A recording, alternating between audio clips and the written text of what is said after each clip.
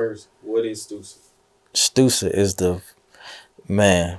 Me and my homeboy started that back in high school, dog. STUSA came up from just, well, the scholar athletes. We had the females. We used to throw the parties. We used to just be wild, man, but we knew how to handle ourselves. So it came up with, just the laid back dudes who weren't trying to be seen. We would just be us. So we used to call ourselves Scheme Team USA. Shit deep, and that's why y'all here, so I can understand what this real lifestyle really is. Y'all about to figure it out real soon, trust me.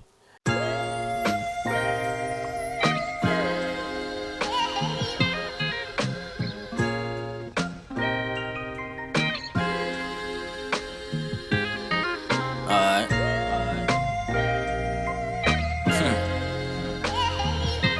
Nigga don't even know I'm $1 million nigga.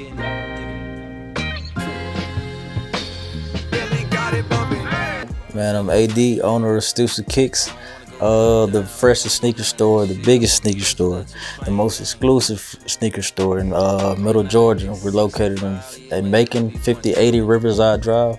Make sure y'all come and see us. Yeah. They call it the new mall. It ain't The new mall. They don't even know it's called the Riverside Mall. They just call it the new mall. Basically, man, I've always been a sneaker lover. I've always been a, guy who likes shoes. And even when I couldn't afford them, I've always had an eye for what's cool. So, once I was, able to, do for my own, I started buying all the Yeezys, the Jordans and all that stuff. But I knew I didn't have the means to, kind of sustain that. So what I would do, I would buy and wear them one time and then sell them, because I knew I was like, damn, I might spend $400 on this shoe. Yeah, I know it looked cool, but this ain't the kind of lifestyle I'm living. So I would wear it one time, do what I do and get rid of it and, kind of flip the money after that. So, once I saw the actual market in it, this is what people do for show. People coming in, Yeezy came out with, the Solars and all that kind of stuff. And I'm watching people spend $1,500 on shoes. It was something I had to get into. Once I've seen people standing outside lines and all this kind of stuff, paying double, triple, even quadruple of what the actual shoes going for retail wise, it was a no-brainer for me to, try to hop in the business for sure. My dad, just like me, I get all my style, my swag, just the way I talk, everything from my dad. I ain't even gonna lie, man. I used to be 4 or 5 years old practicing me, he's training me. I was running back. I was an athlete before I started selling shoes, man. So this is new to a lot of people. Everybody used to me being, the scholar athlete, handle my business like that. But, it's a new me now. But growing up, my dad taught me everything from, what's cool, what's not cool, what I should be doing, how I should be talking, and, how I should be carrying myself, man. And, I'll say since I was 4 to 5 for sure. Just watching him. Alright, so a lot of people got, a childhood shoe. For some people it may be the Red 11. Yeah. For some people it may be the Reebok, the Chris, the AI. Yeah. So do you have a shoe like that? A special childhood shoe? Mine was the Concord 11s, and I know that's kind of basic, man, but I kind of started late, man. I was always in the dunks and stuff. I wasn't even focusing on the J's and stuff just because that's what everybody had, and I didn't want to be like everybody else, so I would be focused on the dunks, the SBs, the Vans, all the Blazers, all that other kind of stuff, man. So the Jordan that made me be like, oh, I got to get me some J's had to be the Concord 11s, just by, what they actually mean, that's like the championship shoe, quote unquote, man. So that's just, that's what drew me into it. The whole concept of the shoe, that's the hype shoe that everybody wanted back in the day. When Christmas came around, it was like, shit, I gotta get the Concords, I gotta get the Breads. It was just that 11 style shoe for everybody. It was like, okay, this is the shoe that I gotta get to be, Like I said, the sneaker business, it's kind of like my introductory to actual business in general. You know what I'm saying? Because, I love business. That's what has my mind now. Sports used to have my mind, but just taking care of business, that's what has my mind right now. And the sneaker industry is lucrative. I'm not gonna say you're gonna be the richest off of it, but you can make a lot of money into it. Yeah, it's a high profit business for sure. And that's what kind of got my attention, because I didn't want to work the regular 9 to 5. I didn't want to do all that. Like, I tried all that stuff. I've been through it. And it was just something in me that didn't want to continue to do that. And the shoe thing was just, you know, an eye open to me to see, okay, I can sustain off this.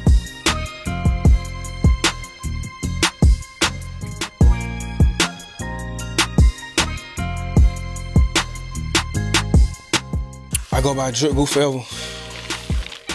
That's my name. I basically I had to change my rap name up.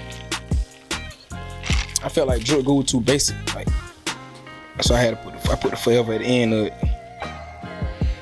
Make that shit, you know, I'm in this shit for longevity, so Drip Goo forever, it makes sense. I'm Drip Goo, like, I'm gonna do the drip shit forever. Every time you see me, I'm gonna have this shit on. I wouldn't say nobody influenced me. I say probably myself. I motivated myself. I seen like the stuff like rap niggas were doing. I felt like I can do it. Like, I just need the platform. I ain't really where I want to be at. When I started, I was hungry. I was going through a lot of shit. I was fucked up. I was broke as hell. I was down on my dick. So it's like I was rapping about my life, my struggle, my pain, what I was going through. It's like now that I'm getting a little money now, like, I'm seeing different things. I'm rapping different now. I'm popping it more. I'm giving them Drip Goo. I wasn't giving them Drip Goo when I first started. I basically was giving them like goo. Like, you see what I'm saying? So like, it's different now. It's gonna be like a bridge. Oh, you want that right here? Yeah. Like, okay, cool. They come in just calling back. It's gonna be like a bridge. That's gonna be hard. I got you. Like, I get inspired by like everything, like babies, old people, like my friends. Like, I done fell in love with being inspired. I love getting inspired by shit. Like, if I like something, I'm already dramatic as hell. So like, anything that make me happy, I rap about it. Like, anything I see, I can see a new bitch and be like, oh, damn, I rap about shit. A new car I ain't never seen, rap about it. Like, I just get inspired by just different shit. I just rap about it. I really made it out of projects, yeah, I'm one of the ones, yeah. Wake up and count that shit, I really came from none, yeah. Post some liquor on, bitch, I swear that hoe ain't nothing. Shit my money. Man, me with music, I'm gonna take it back to when I was saying, you know, my dad taught me everything. He taught me about the music too.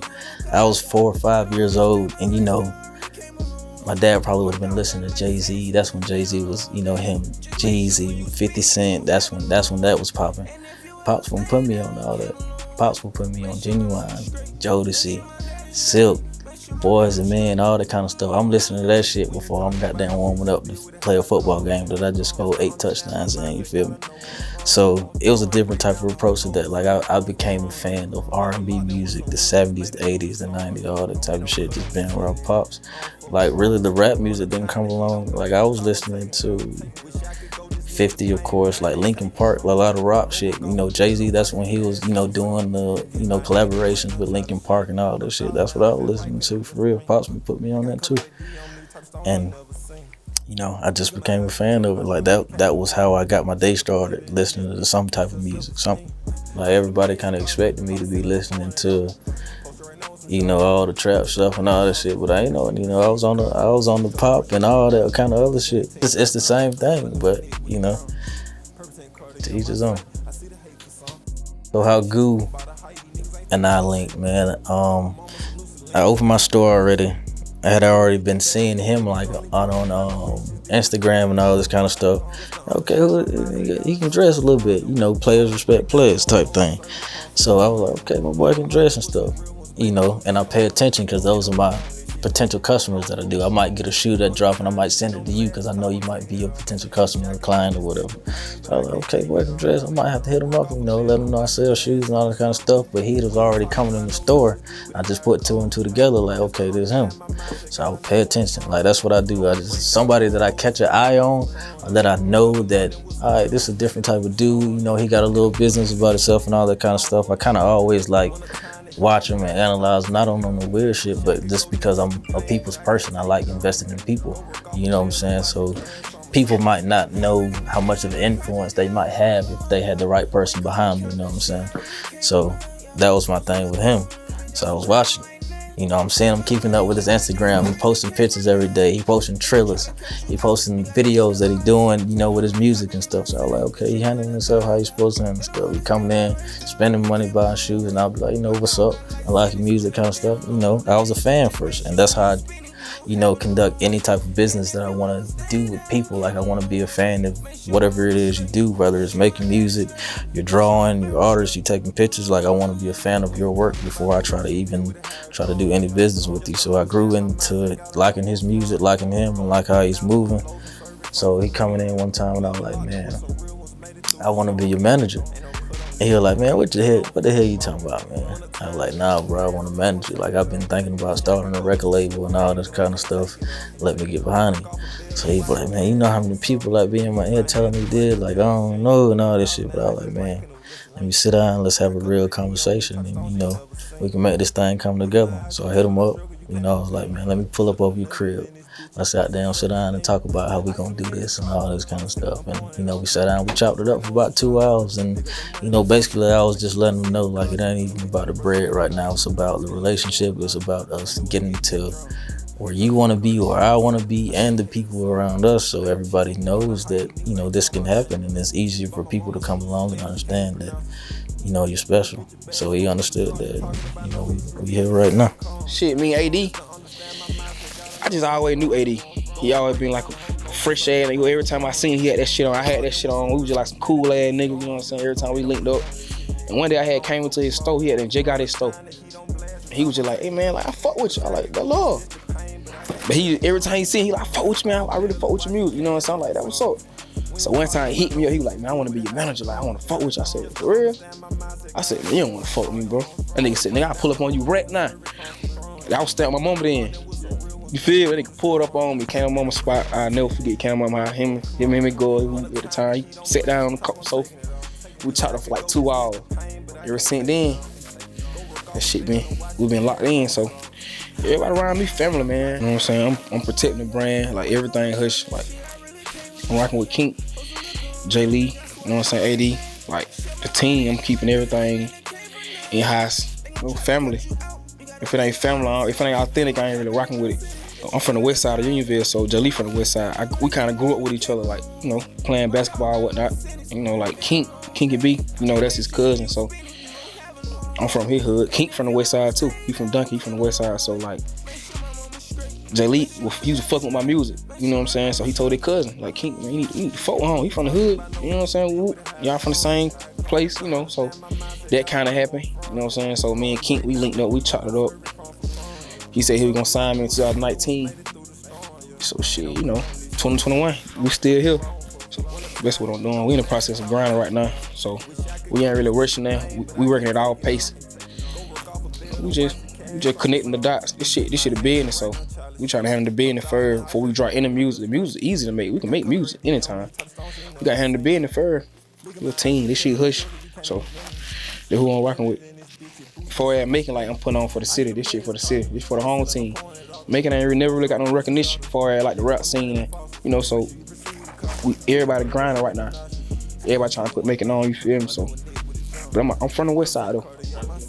Yeah, more definitely. I'm right now, yeah. Everybody trying to put us the home team. We got, AD, everybody. We need that recognition for real. Like, we need that shit bad, bro.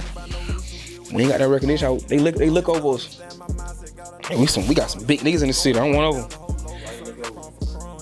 Cause we country, we small time, so they feel like when they look at me, they're like, I'm just a smaller city. You know what I'm saying? We some big niggas. Like, whatever they can do, we can do. Probably even better. Like, we ain't like these other niggas. We different. Like, only thing they do is just have a conversation with us, get to know us, come around us, put our vibe. You know what I'm saying? Cause this shit in us, for real. Whatever they with, we with. We'll respect y'all, but y'all disrespect us, we gonna top y'all disrespect. See what I'm saying? So basically, I've been grinding like 8 months. I ain't dropped no music, I ain't dropped no mix, no album, no nothing. I've been just in studio grind mode, working, learning the business. Them 6 months, them 8 months of me just chilling and working, it kind of made me fall in love with being patient. It made me be coachable. You know what I'm saying? Like, it kind of made me just, it's like I didn't feel in love with the experience of grinding. Like, it's like if I don't grind, then I ain't gonna be great. I'm not comfortable. I'm not really happy like for because I ain't got no hit. This shit ain't about who can make the most songs, who got the most jewelry, who got more money. Like hits, I want hits. I want to be platinum. See what I'm saying? Like I really want to be the one. Like down there, I want to be Bruno Mars. Like every video Bruno Mars made, that nigga get 1 billion. I want to be one of the one. Like I don't want to do that mediocre. Like everything got to be like next level with me. Like I'm in a different time zone, so like I'm tired of just going to the studio just making music. Like every time I go to the studio, I want to make a hit. Every time I go to the studio, you feel I ain't really trying to do no feature. I don't really care about doing feature with no big time rapper. I don't care for that. Like I'm trying to promote me. Like these folks got no drip group forever. Like these folks gotta get to know me. I don't need no cosign for no big time rapper. Maybe when I get my first M and then yeah, what's up? I go holler at Drake and you wanna work with me. I'm being anti right now. Like I'm grinding right now. Like I done fell in love with this shit. Yeah, I'm just respecting the process. I'm respecting the crowd. Yeah, but I'm big in the process of me grinding. I'm saloon. I'm saloon niggas. I'm supporting. You know what I'm saying? Like it's like I ain't just. Like you doing you. Yeah, I'm doing me, but I'm showing love at the same time. You feel me? Like if a nigga wanna, I still do a feature. You know what I'm saying? I show love, but I'm just saying like I don't do a feature for no big time artist right now. Like I don't really care for it. I'm still grinding, but if a nigga hit me up for a feature, I'll do it. Not a big time artist, but like a local artist. Like I listen to local music. Like I love local music. Young niggas who, you know what I'm saying? So you build your foundation and you gonna share like with them. Yeah, fact. It's just like I'm a beggar helping another beggar. I was a beggar at first, so it's like anybody like who want help, I'm gonna help them. Like I'm big on the youth. Like most of my fans are kids. Like the youth, I want to see every young nigga win, every young nigga in the world win. Like that who I really make music for. Like the young nigga. Like I want to really influence all the young people. You feel me? Like somebody old getting influence, that's cool. But I want to support the youth because they the future. Like when I'm done, then it's their turn. So I'm gonna shine. I really want to shine light on the youth. You feel me? I ain't never gonna lead them wrong. All my music gonna be like influent music. Like I'm gonna show you how to get some money. I'm gonna tell you like being yourself. It's cool. It's cool to be yourself. You ain't really gotta be no gangster. You know what I'm saying? You ain't gotta be that. You can put that. We gonna put that shit on. Put some clothes on, man. Go holler at the bitch. I'm gonna show you how to talk to a bitch. You know how to talk to a bitch? I'm gonna show you. I'm gonna put it in my music. Go listen to one of my songs, and you gonna find out how to. You know what I'm saying? I'm gonna show you how to put on some clothes. How to lace your sneakers up. I'm drip goo. I'm gonna give you that. I'm gonna give you the sauce. I'm gonna give you the game. I'm a street nigga, but I ain't gonna promote that. I'm a street nigga. I ain't gotta promote that shit in me. You never heard the saying in you only? That shit really in me. I ain't gotta promote violence. I come from that. I'm from the west side of Unionville, of Macon, Georgia. Like that's that. Like, that's it. That's the end of it. Come see what it is. I gotta explain that. You know what I'm saying? So right now I'm giving them drip goo. I'm giving them like this Macon. You know what I'm saying? Like I say, I can go street if they want me to go that way. I ain't promoting that right now. I ain't promoting that. I ain't on that. He had a whole lot of music out, man, but we took everything down. Like I was saying, man, we're trying to do this the right way. We're trying to handle the business the right way. So, you know, if everybody who wants to be a rapper, you're an aspiring rapper, or you want to put out content or anything, like I said, stop using all the YouTube beats, the YouTube templates and all that kind of stuff. You got to come up with your own thing, or you got to buy those templates or that beat or that whatever it is from the person who actually made it. You know what I'm saying? So that's where we went wrong with all that kind of stuff. So now that we're actually in a situation where we know that everything has to be your own content, or you have to purchase it from the buyer and all this kind of stuff, for us to actually monetize it and then actually make money off of it, you know, we had to do shit the right way, and we didn't do shit the right way. We were just young, making music, going on YouTube, typing in old Drake type beat, finding the beat that's actually good and we want to make a song off of, and we make a hit and we put it on all these platforms of music and we're getting streams, but we can't do anything with it because it's not our actual song, our actual beat. So, you know, it's a whole process with that. So make sure y'all pay attention to the actual business and stop trying to do stuff to just be seen, and make sure you're getting paid off the stuff you're doing. And you know, when you're handling real business with real labels, they want you to understand that. So you have to be willing to listen if you don't know, and if you do know, then actually abide by the rules. We're just gonna keep doing what we're doing, man. Falling in love with the system, falling in love with the process, understanding what the goal is, getting everybody on the same page, and you know, having meetings, having sessions, and you know, having days like this where we got everybody in here understanding what the task is at hand. So we're gonna continue doing that until everybody get it. And I feel like that's about to happen real soon. What's your goal? Any and everything that you can think of that correlates with building the brand, building the empire, we're gonna do it. As far as having our own clothes, merchandise, liquor, vodkas, all that kind of stuff, like we taking it to another level. Whatever the news niggas were doing back in 1990, 2000, early 2000, Jay-Z, Dame Dash, building Rockefeller, we finna do the same thing. My uncle told me, he said, would you rather have 100% of your own income or 10% of 100 people's income? So if I can make 100 people around me the same way I am, teach them the same things I know, and they're making $10 million a year the same way I want to, that's a lot of cheese to be making at the end of the year. So I'd rather, tell everybody everything I know and put them in a position to make the same moves and do the same things I'm doing. And we do it together.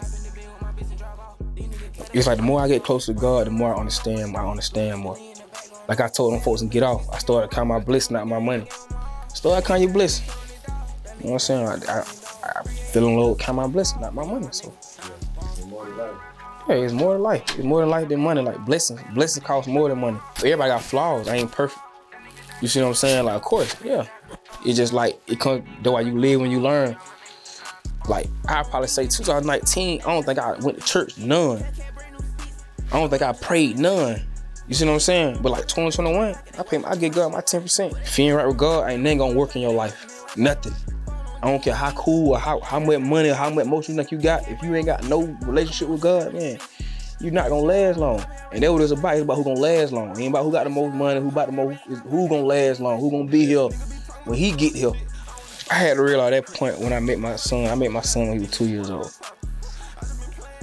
And I was missing a lot of blessings. You see what I'm saying? I feel like you gotta get close to God, you gotta get close to family. You know what I'm saying? You gotta, cause like the world we live in now, there's a lot of weird shit going on. I had seen a quote, they said somebody, it had said something like weird was on sale, this shit. It was a lot of weird shit going on. You gotta be around authentic people, the real, like genuine. If it ain't genuine, I ain't rocking with it. It's just like with the music, the rap shit. If it ain't genuine, I really don't wanna do no song with you. Like some niggas be shocked, I be like, but I ain't gonna charge you for no verse. Let's do it. I fuck with you. It's genuine. I can tell it's genuine. You know what I'm saying? But if it's weird, I ain't really rocking with it. So if it ain't authentic and genuine, I ain't really rocking with it. That's just like my favorite quote. I like to say, ain't nothing in life hard to do until you learn how to do it. It's easy. My math teacher told me that. Ain't nothing in life hard to do once you learn how to do it. It's easy. And I'm fast though. At first, shit, Nick, I ain't know how to do this rap shit. I started rapping in 2019. This shit easy now. You put that footwork in. I put the work in. I love grind. I love working. I like grinding work. I like grinding and working more than I like shining and glisten. Cause it's easy to shine and glisten. The world full of cap. It's easy to go put on some jewelry and put on this. You might think they got 10,000. That shit might be counterfeit. It look like it. Man, when you grind and work, nigga gonna believe it. Like, but I seen the process. I seen that boy grind. I seen that boy work. I seen that boy in studio late night. I seen that boy. That's just like if I'm working out, that boy used to be fat as hell. Man, I seen that boy going there and do them goddamn them random push-ups and them bench press and all that. Like, it's about the process, man. It's always about the process. I'm very observant, so if I peep it, I move different. You know what I'm saying? I can read a nigga. I can read a nigga whole demeanor. I can know when that shit ain't in you. I can know when you off. I can know when you ain't being yourself. I can know when you acting like your big brother. I can know when your grandma on rage. I know when you spoiled. I know that. For real. I done been around every personality it is. It's gonna be hard to come around me and act how you, whatever you trying to stop. With a stop sign, it ain't nothing.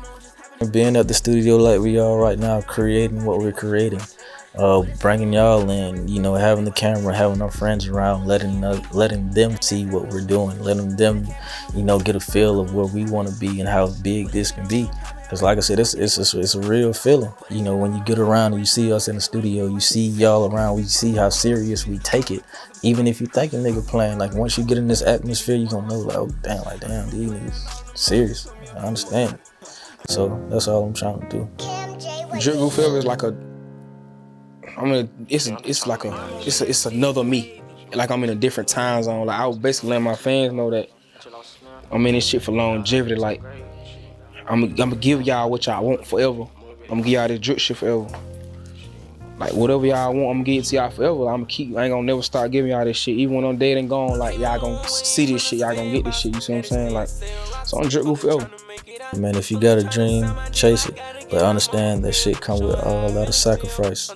You know, the dream that you want, you might see it one way, but it's 100% not gonna happen that way. Like I said, I had a dream of being here, but I've been through so many things. You know, I made mistakes. You know, I've been broke, bank account been zero, negative. And you know, that's what come with it. You just gotta understand that, you know, this is what you dreamed of, this is what you prayed for. So whenever you see little signs, it's gonna be little things that, like I said, you might take 100 losses and you might get one win out of those hundreds, but that one win that you take gonna make you see your vision, see, you know, just where you can be if you continue to work this hard or that hard, you know. So, like I said, if you got a dream, chase it, man, and, you know, keep chasing it. Came a long way from the sandbox, that is still sand rocks. I'm just trying to make it out.